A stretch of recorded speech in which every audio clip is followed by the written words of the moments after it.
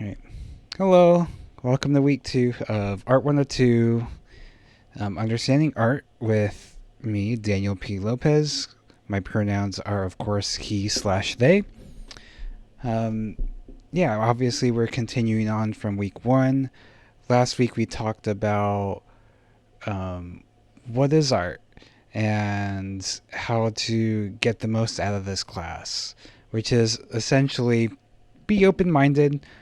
Think about why you like things, why you don't like things, um, and try to avoid dismissing things right away just because you don't like them. Um, of course, you're allowed to do that if you have limited time, energy, and resources, but since this is a huge part of this class, um, it's something you need to think about. All right, so I'm going to transition to the screen. All right, so today's topic is some of the ways that art can be categorized or purposes of art. Um, and in case you didn't know, within Twitch, um, under the description, it'll have a link to the slideshow if you need to look at it. But you won't need to use it for now because I'm talking about it. All right, so again, some of the ways that art can be categorized and purposes of art. Okay, so I'm primarily going to be talking about visual arts, which is visual in nature, obviously. Um, it's a kind of art you think of when someone just says art, which is probably painting and sculpture and drawing. It's different than literary arts like poetry, fiction. Um, those sorts of things are covered in English classes, humanities classes, I should say, rather, and I'm not an expert in that. And same thing with performing arts, which is dance, music, pro wrestling, which I love dearly. Again, I don't know much about that, and I can't teach it because I never studied it.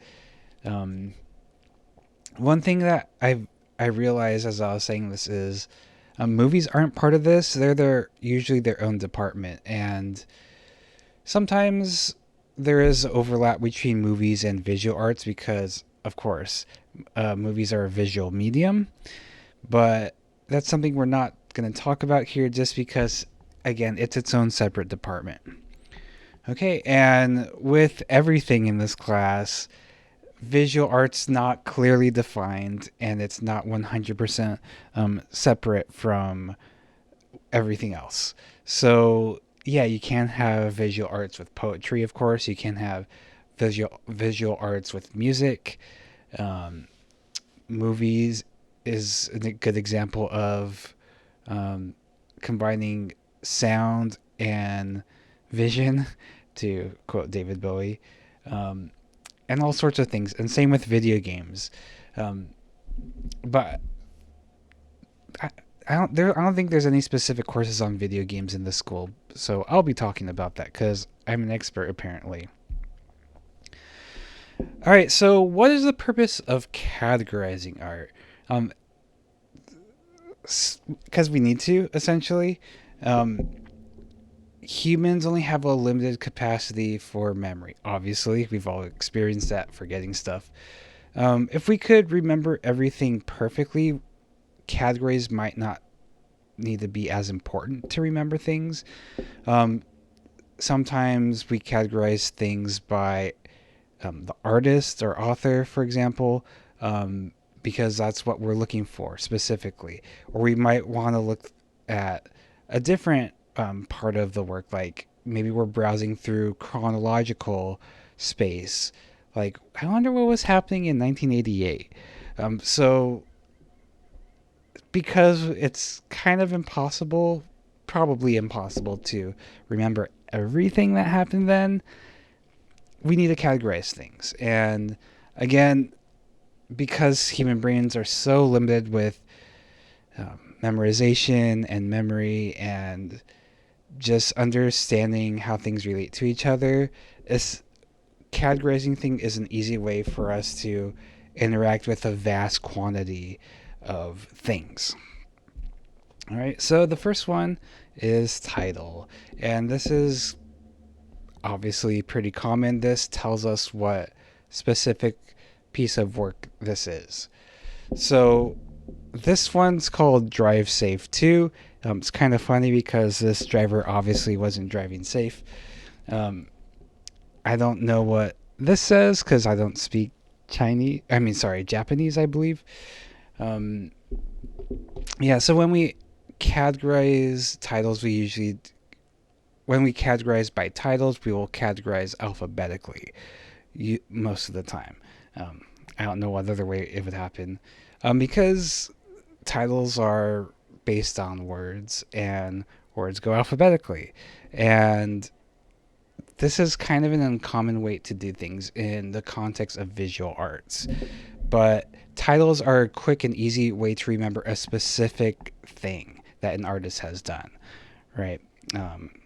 And the title is important because it can tell us what's going on within the picture. Like, this is kind of a funny title for this, right?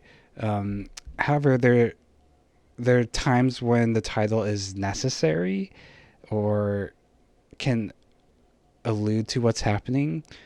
For example, the painting on the left by Juan Moreau, which I'm probably mispronouncing.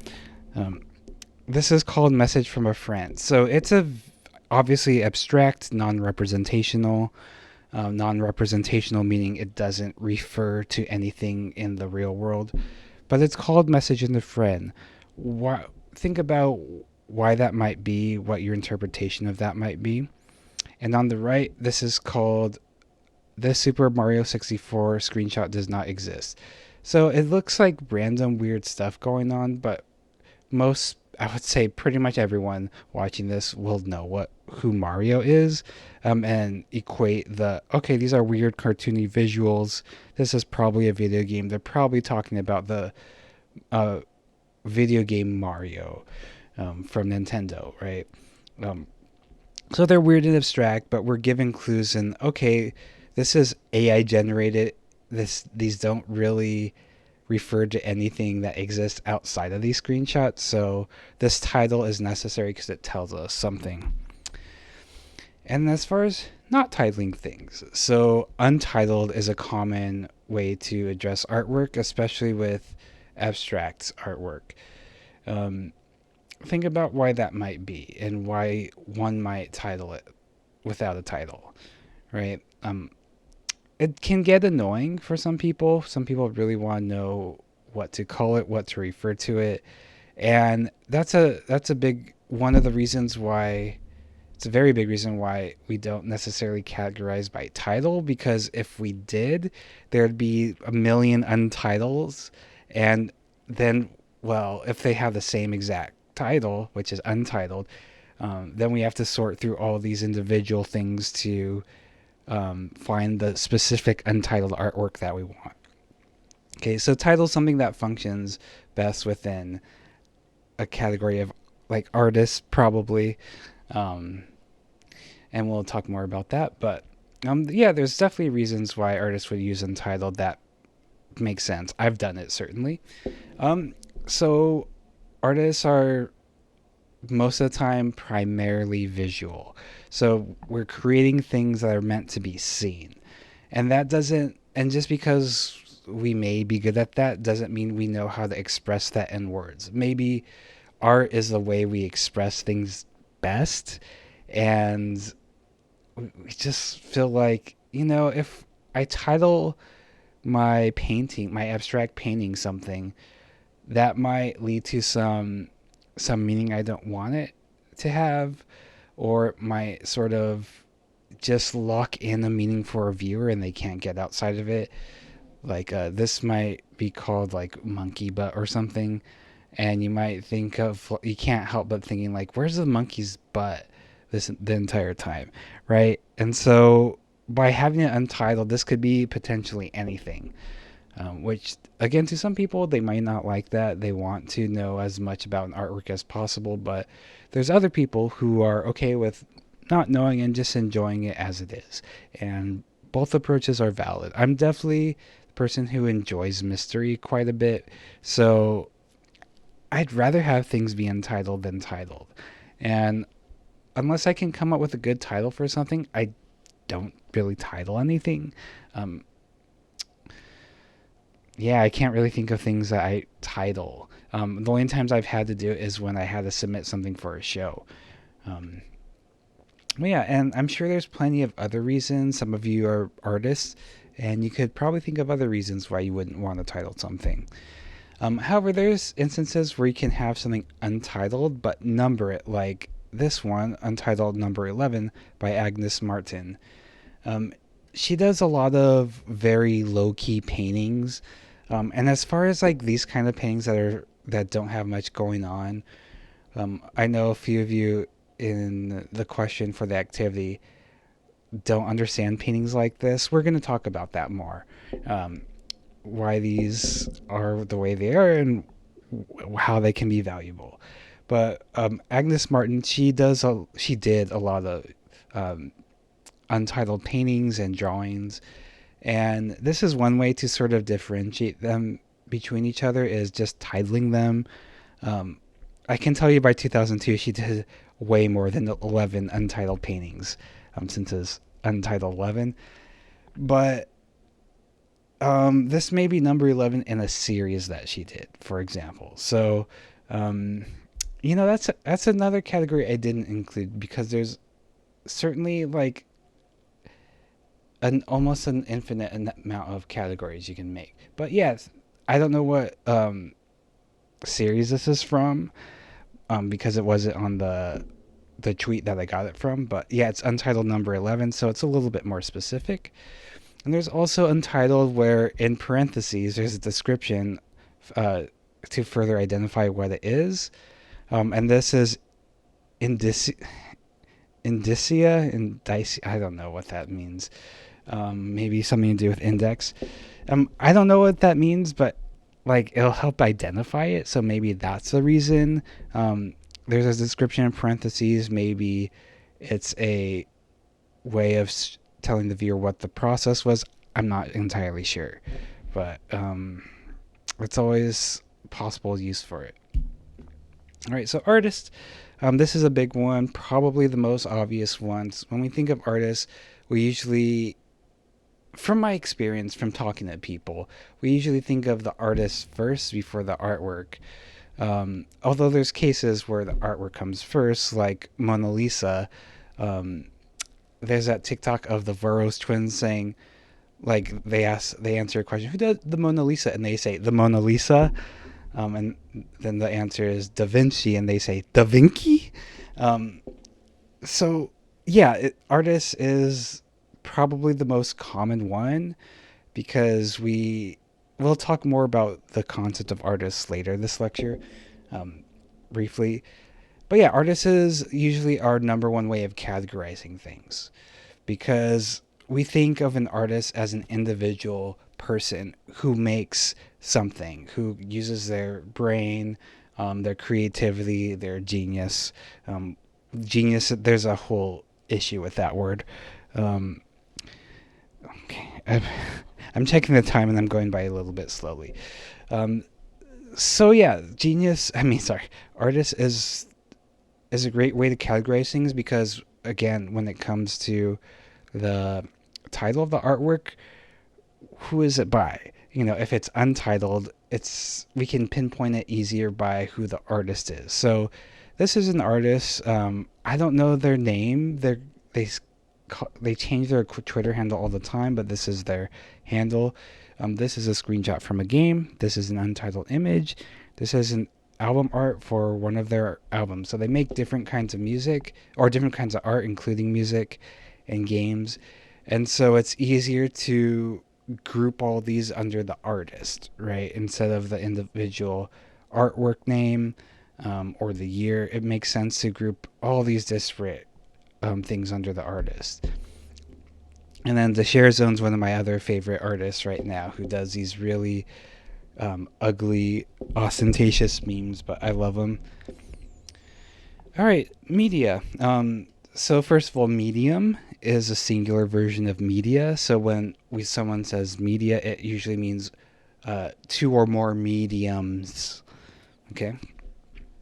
So a medium, just like in the sense of psychics, is a way to translate one thing to the other. So in terms of art, the example here is if we want to paint a picture of a pretty pony, or show the world a pretty pony that we have inside our head. How are we going to do that? We can speak about it. We can talk about a pretty pony.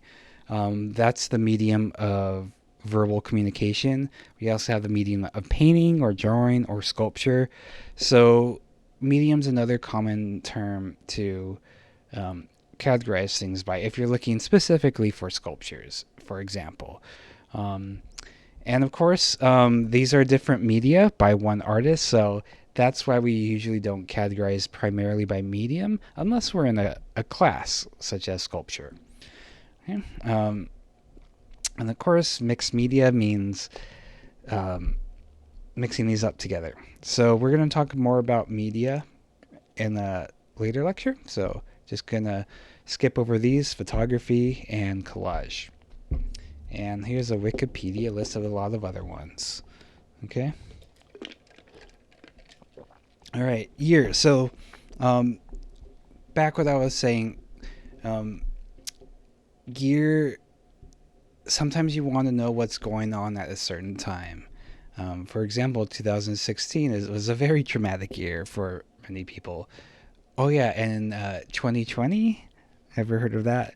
So when you see let's say it's 2030, when we look at an artwork from 2020, and let's say like you're 20 years old and it's the year 2050, and you look at all these artworks from 2020, what do you mean, like, lockdown? What do you mean pandemic? And so the year can really reveal to us what was going on culturally and socially within the world.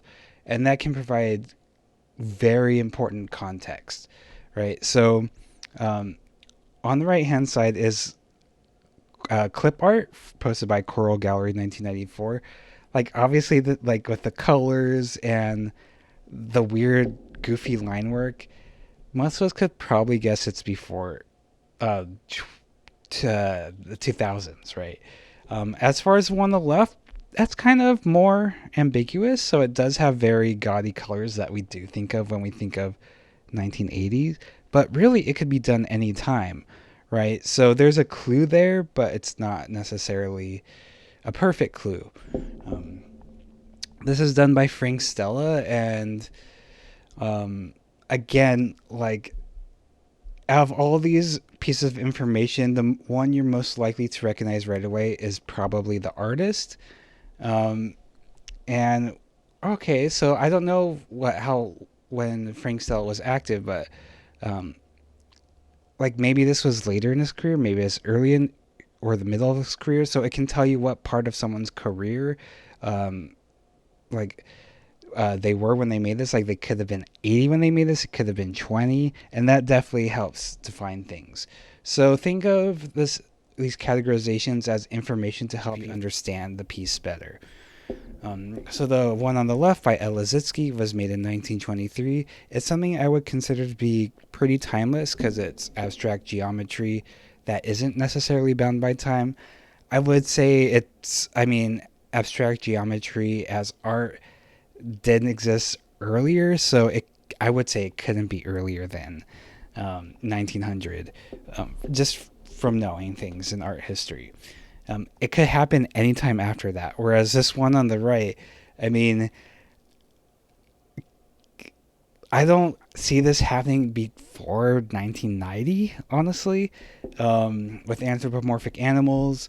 This was created this last month.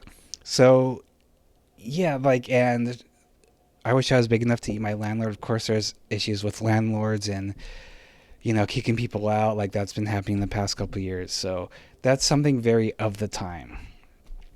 Dimensions. So dimensions is pretty important in some ways. Some ways it's not.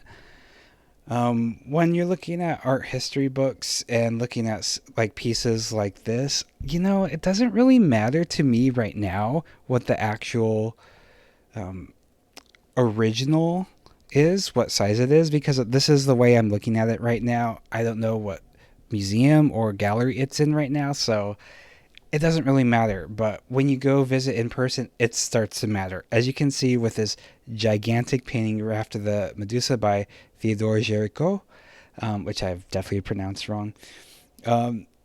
This is 16 feet 1 inches by 23 feet 6 inches.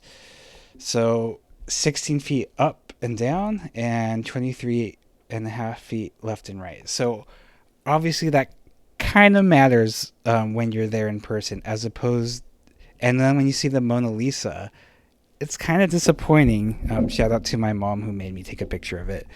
And I like this picture because it shows us like obviously more impressive painting back here, but it's less protected than the Mona Lisa. So obviously size doesn't determine how good a painting is unless you're in grad school. That's an inside joke. But yeah, think about how that might change your perception of this. Because if you do take art classes later, you will learn about this painting. Probably even, I might even talk about in this class. I'm not 100% sure. But yeah, think about like how big this is. Like the people in the painting are pretty much life size. Okay. I'm going to be a little bit quicker. So this dimension thing's kind of a joke because this last one's dimensions, like as far as how big this is, and dimension is a different thing. So 2 dimensions, so 2D, 3D, and 4D art. So 2D art are basically flat images that are meant to be flat. So even though there's an illusion of depth, you can see like shadows and there's perspective going on. That's trying to make the viewer think of these as 3D objects. These are still meant to be viewed two-dimensionally, because no matter what angle you look at it, it's going to be pretty much the same, right? Whereas with 3D art, we're limited, or we can walk around it if we have a 3D object, right? Like I'm rotating my beautiful husband around, you can see all sides of him. So this is kind of tricky because with 3D art that we're looking on the screen right now, we're looking at it in 2 dimensions because it's a screen. And this frog with mushrooms isn't popping out of your screen and you can't touch the frog, right? So when it comes to screens, yeah, it kind of flattens everything out. But if you're looking at this as a sculpture in real life, you could walk around it and see all around it. And that makes it 3D. But in the context of looking at things on screen, how is it 3D? It's because it very well may be drawn as 2D and meant to be drawn as 2D, and there may not exist any other image of it, or there may not be a model of it, but to us it has this sort of realism with lighting, shadows, perspective that makes us believe that it is 3-dimensional. Even if it only exists in the computer, which I'm pretty sure it does, you would probably be able to rotate it around within the computer program. So and there's these hints like these things floating that it's probably not a real 3D thing. Oops. Homicus, what did you do? He wanted to look at the website. Not right now, sweetie. But also remember that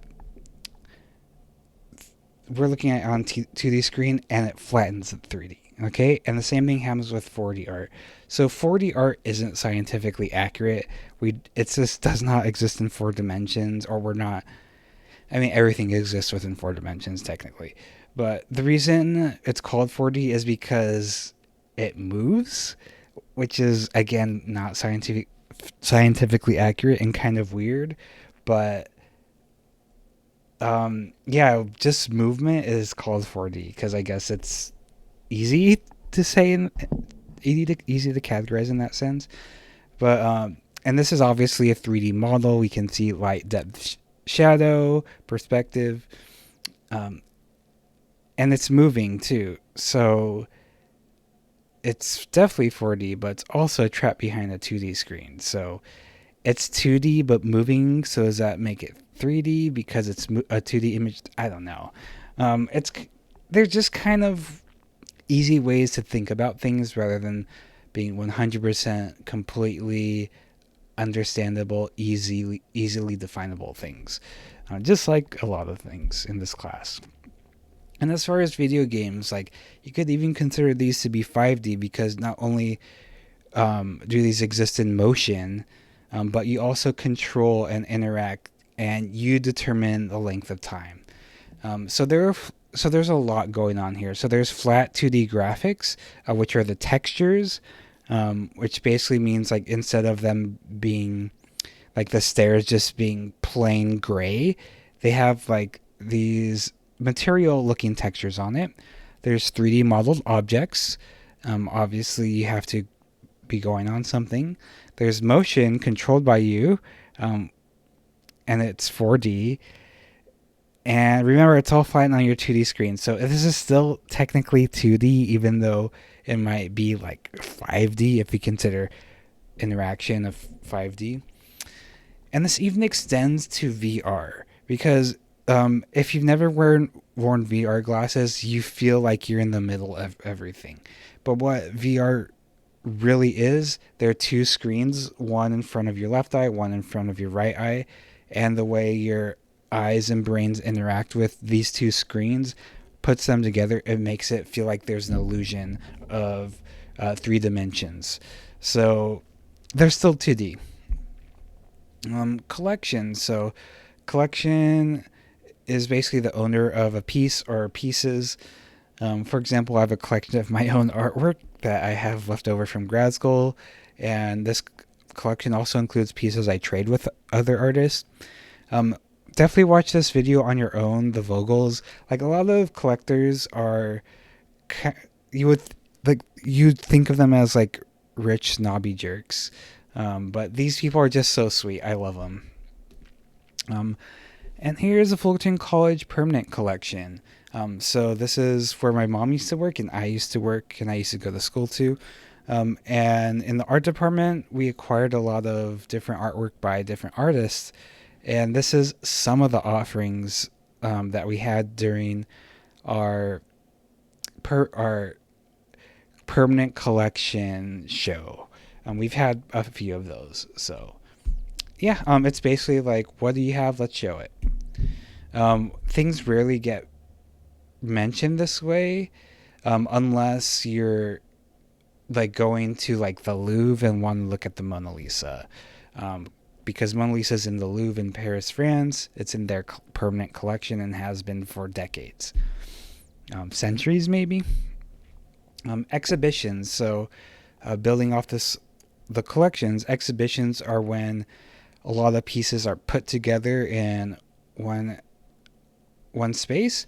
So the example here, the ZM Gallery, is a digital exhibition within a game engine, and these pieces exist within this space, right?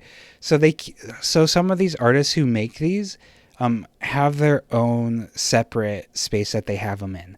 But if you talk about the ZM Gallery instead of Object A, for example, let's just say this is called Object A.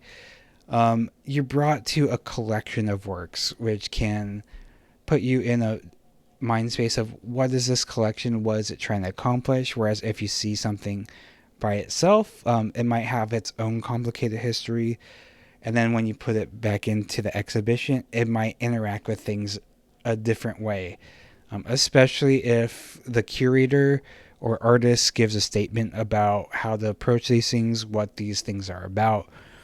And this one was a mini golf show which was done at this local gallery in Springfield, about mini golf. That was fun. And yeah.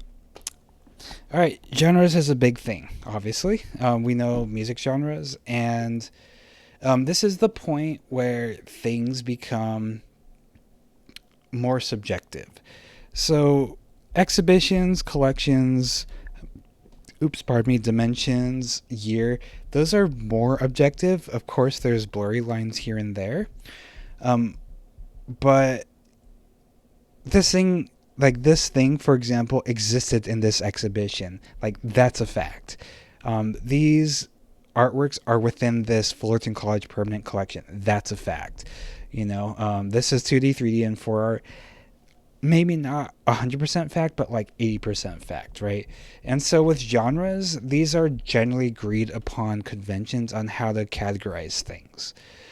So because cultures see things differently and we have different priorities,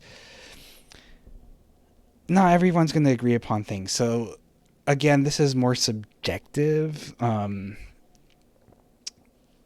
yeah, I guess we just kind of have to make generalizations. Even this happens in music all the time. Like, is Led Zeppelin classic rock? Is it rock and roll? Is it heavy metal?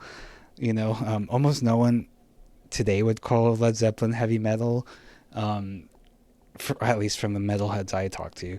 But in my history of music textbooks, or history of rock music textbooks, they were frequently cited as heavy metal. So, and I don't think at the time Led Zeppelin would be called classic rock, because that's kind of a backronym, I think it's called. Retronym, I think that's what it's called, where they rename it from the future according to the past. All right, so here's a couple more of the obvious ones: landscape and portraiture.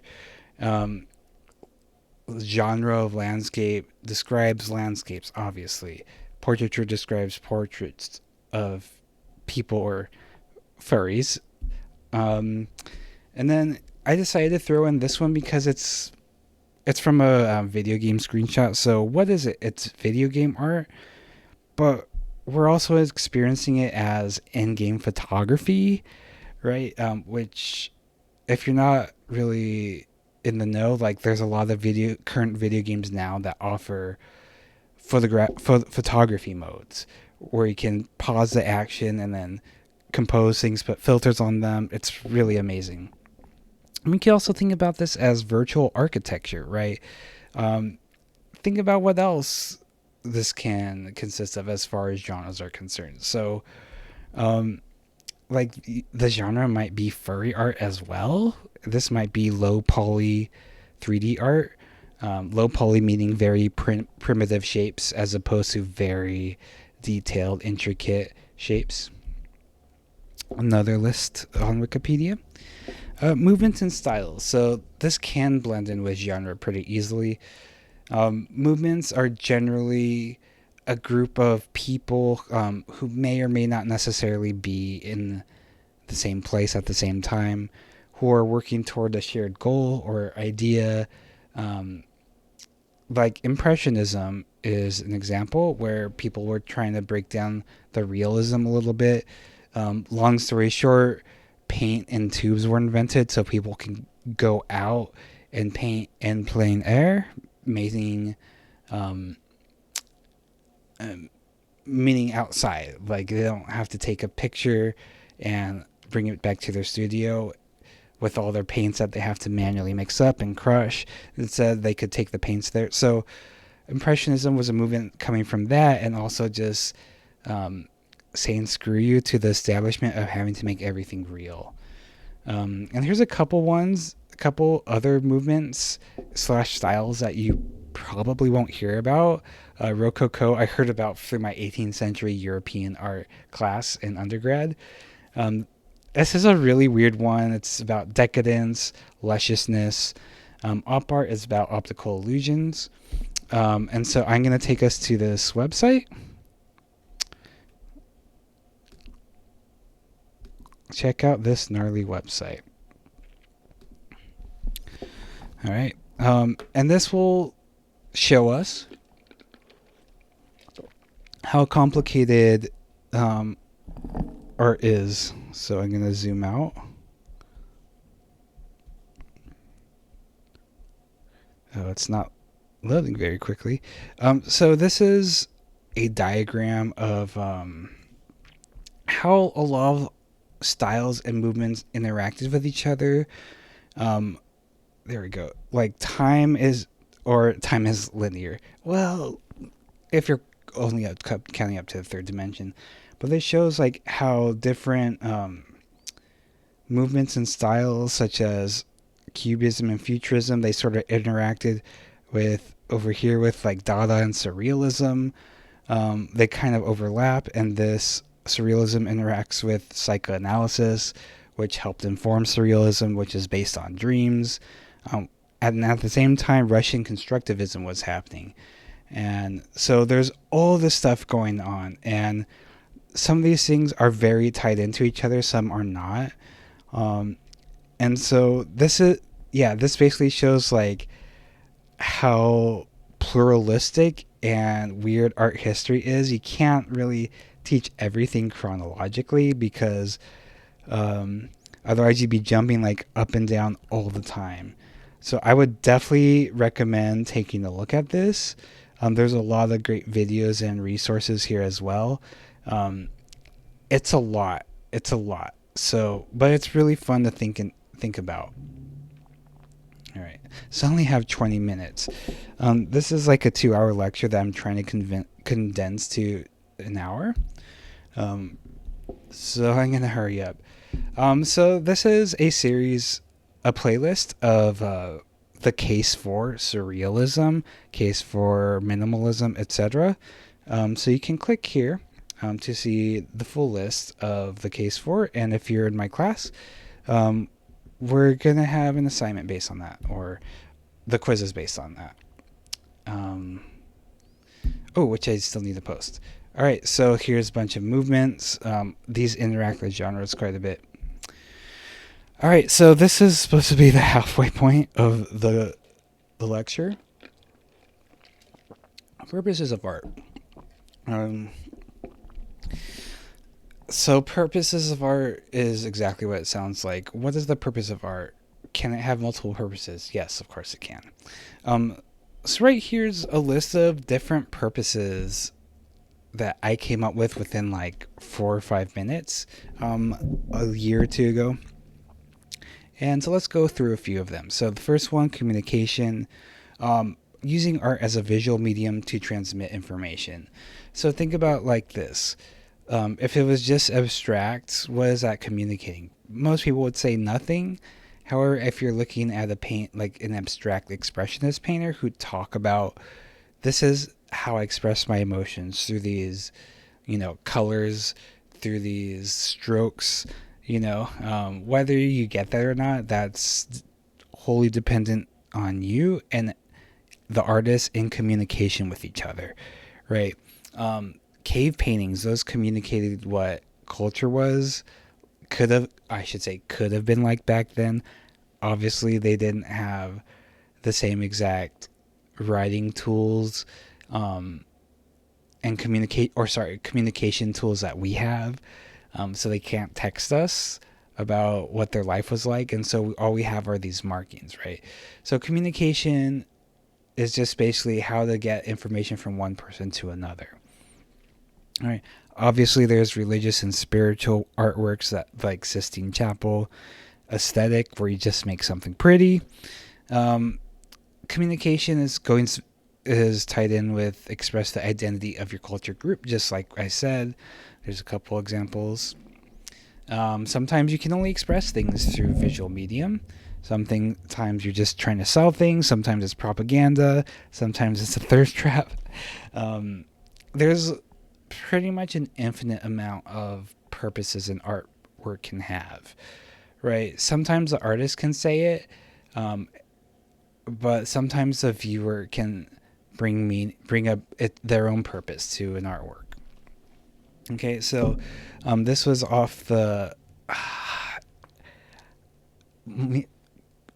Museum of Cowboy, National Museum of I forgot what it's called, but here's some Native American instruments. Study of a nude is like a study is meaning like more or less practicing a certain specific thing. Like you can do a study of a hand, for example. And yeah, and here's a link to this that shows the information what this is about. It looks weird and abstracted. We can tell it's kind of a building. We could just say, you know what, this is weird. I don't like it.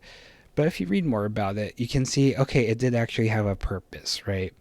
And like this is a bestiary of characters within a role-playing game. I love this blank just so you can imagine things, but like again, this is a really good way to communicate. Okay, like this is what this novel might be about, people in these pods, but it's also kind of a way to sell it because, gosh, this illustration is sexy as hell. I would certainly stop and want to read it just because of this amazing cover, right? So this specifically has two well, purposes. That's what I was looking for. Like built into it. But you could probably think of a lot more. And that's part of the assignment. Dark Souls 2, love that game. These are not really nice landscape paintings, but the purpose is kind of sad. They only exist as background to cartoons, Samurai Jack, to be specific. These are beautiful on their own, and at least in my opinion, right? And I think, like, I wouldn't mind having these in my room to look at every day, but their explicit purpose was to serve as a background to the action, to give a sense of context and place to characters being animated in the foreground. All right. Put some up here just so you can decide on your own for purposes. High art and low art we'll go over more when we talk about art and money. All right, so art versus craft. Essentially, this is a video you'll watch on your own about what's the difference between art and craft. Long story short, there used to not be a distinction, and it's sort of changed over time what art means and what craft means and how they kind of separated. People think of art, as craft as more utilitarian, meaning they have a practical function. Like think about pretty lamps or pretty stained glass windows. They do have a function, right? Whereas most people think about art as decoration, things to look at that are beautiful. Sometimes it's divided into materials, like oil paints are thought of as a fine art thing, and like yarn is thought of as craft and therefore inferior. And the people who do it, right? Educated, straight white cis males are more likely to be taken seriously as artists. This is an objective fact. It's throughout history. And women, people of color, queer people are less taken seriously. So a long time ago, like these kind of things weren't considered art or craft. They just kind of were. We would now consider them more craft, because they do have a function, even though they are beautiful. They were created by highly skilled people. But this distinction happened very recently. I mean, I would say since the 15th century. That's kind of a long time ago.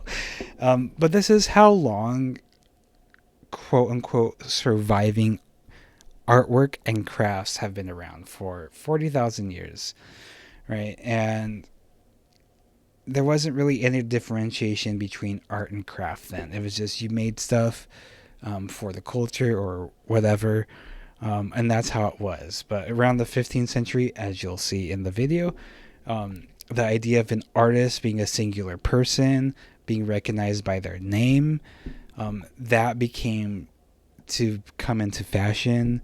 And so people specifically wanted Da Vinci or Michelangelo or whoever, as opposed to, I just want this thing done. Doesn't matter who does it, y'all need to work on it together to get it done, right? And so you can see the concept of an artist and like the use of the term fine art has been around for such a small amount of time that, like, it's completely new, but we've been born within the 19th century, or since the 19th century rather. That's what we think of when we think of artists, like art versus craft. We think of artists as maybe a genius, a singular person who does stuff. It gets complicated with artists who hire people to help them out or to complete their work for them, but that's another ballpark. All right, critical craft. This is something I want you to read more on your own about. Judy Chicago's Dinner Party, which is a feminist piece of artwork, 1970s. Basically, it was a lot of craft materials like ceramics and textiles, fabric, whatever, to sort of um, to acknowledge the important women throughout history. And obviously, like, there's so many important women that they couldn't include everyone, but a part of this was like a lot of people helped her make this. It wasn't just Judy Chicago, and a lot of women are being addressed in this. Each one is a dinner plate. Um, pardon me. So it really depends on. Depends on. So when you look at it, think of it. It's supposed to be more of a collective artwork, even though Judy Chicago's name's always attached to it. 2-minute video about it. We can skip that. More information. And this is another form of art. Nick Cave, he does these sound suits, which are basically ways to obscure the person's identity. I'm not sure why they're called sound suits. I did a little bit of research and couldn't figure that out. So they're meant to express like tragedy. I think if it's Rodney King, the Rodney King incident, like, traumatized him and made him think about like how your skin deep identity is like defines who you are so many of the times, especially if you're a person of color. So there's a lot of like these are okay. So the next one. So like in this context, which is kind of funny, like this is all fine art, right? These are exquisite pieces, and this stands out quite a bit because think about like the material. Like these white marble pieces have been around for centuries, right? This has only been around for like since 2021. Obviously, it's probably not going to last the test of time, because craft materials aren't as durable, and one can even say important. If we're talking about an imperialistic way to categorize things, like we don't have clothes from 5,000 years ago, right? But ceramics survived. Why isn't that considered more important? Class and sexism and stuff like that. So here's a lot more information about the sound suits, which are pretty cool. And this leads us into fashion. So I know very little about fashion, as in I have never studied it, which kind of makes sense because it's sort of in the intersection of it's kind of closer to performance art, I guess, even though it's visual and tactile. I'm not sure why in my education I've never learned about fashion, and I think that's kind of a shame, honestly, because even though it probably is its own department, I don't think we have a fashion department at LBCC. I think it ought to be given a lot more consideration. And again, I do think this is probably an issue of like not like queerophobia and sexism and discrimination, because like a lot of women are involved in fashion, a lot of queer men and queer women are involved in fashion, people of color, and it's not taken as seriously. And part of it is because this is a great video, by the way. You will watch it. So fashion encompasses a lot of things. So I love weird stuff like this. Like, so this is impractical pieces, right? And even myself, but a lot of people will say like, no one's gonna wear these, and that's not the point. The point of some of these, well, probably all of these specifically, is like the fashion, the walkway. That's the event. That's the art. It's not necessarily like, hey, look at these cool clothes you can buy at Macy's in a year. No, it's I can't speak for all fashion, but yeah, a lot of it is look at this like beautiful wearable art, and check out these like hot, gorgeous models, skinny white usually, tall, like wearing these pieces. Like look at this moving, living art that can be occupied by a body, right? Um, and then there's like medium, in between practical and impractical. Like you'd be hard pressed to find someone who would wear these. Um, I would be one of these people. Like I want to start wearing like gigantic oversized clothes and look like a little kid. Um, some of them are a little bit more practical, like this. Like people might look silly wearing them, but this could also influence like what normal day clothes are. And I have this Twitter mutual named Grizz, and they have amazing fashion, and and I got permission from them to post these on here. But you can always think about your own like personal dress style as fashion, right? And if you think of fashion as art, like your living, breathing fashion, or your living, breathing art piece, right? Um, don't be a jerk about it, but you can think of yourself as art, and how how your body is a canvas and the clothes are like the paint or whatever. You can think of it as that way, but you can luckily change the paint around. Otherwise, your clothes would get really messy and ugly. So think about fashion. You can think about fashion in that sense, that it's something you can be artistic with every day. Like it's not necessarily just expression of yourself. It could just be, I want to communicate like these colors to the world. I want to put these colors. Like if you work in an office, if you wear this bright red jumpsuit, like it'll stand out. It'll bring color to it, right? And then we have this example. So this person embroidered these flowers onto their jeans, right? And so because they hand stitched it, is it art now? Are these jeans art now because the jeans are the canvas and the yarn is the quote unquote paint or medium? Is it fashion? Is it just decoration? What is it? And does it count as art, or is it just fashion? Is it fashion, not art? Is it art and not who knows? And I've made a lot of shirts, drawn on shirts, so I'm familiar with this. And to me, it could kind of be anything depending on your intent, case by case basis. And so Adam Sandler's a really good example of fashion, of straight boy fashion, pretty much. Like, look at this. Like, these are pretty outrageous when you think of it. So there's a lot more images of Adam Sandler wearing a t-shirt and basketball shorts or basketball swishy pants, right?